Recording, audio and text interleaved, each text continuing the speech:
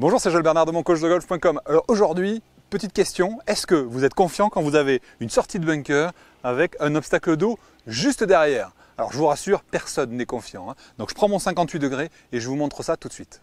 Alors me voilà dans un bunker, regardez, sortie classique, 10-12 mètres, mais par contre il y a un lac derrière. Donc là, l'enjeu, c'est surtout de bien prendre la dose de sable qu'on a prévue. Si on la prend un petit peu clean, c'est direct dans le lac, et là pour dropper, c'est carrément à 100 mètres de l'autre côté, ou alors eh bien, on va redropper d'ici dans le bunker, et bonjour la sortie encore, juste après avoir fait une fusée dans l'eau, on n'est pas très confiant. Alors justement, comment se sortir de là facilement? Moi, ce que je vous conseille, c'est de vous concentrer sur une seule chose, la prise de sable. Pour moi, ce qui garantit une bonne prise de sable, ça va être la hauteur de l'assiette. C'est-à-dire que en écartant vos pieds, en vous rabaissant, vous allez augmenter la prise de sable. En rapprochant vos pieds et en vous redressant, vous allez diminuer la prise de sable. Donc, moi, ce que je vous conseille de faire, c'est de vous concentrer, une fois que vous avez bien pris votre cible, vous concentrer sur le fait de garder votre bassin et votre assiette à la même hauteur du début à la fin de votre swing. Démonstration.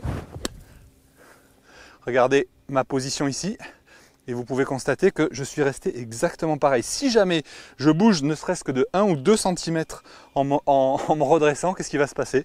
Ça va être directement dans le lac. Testez ça, vous allez voir, ça marche à tous les coups.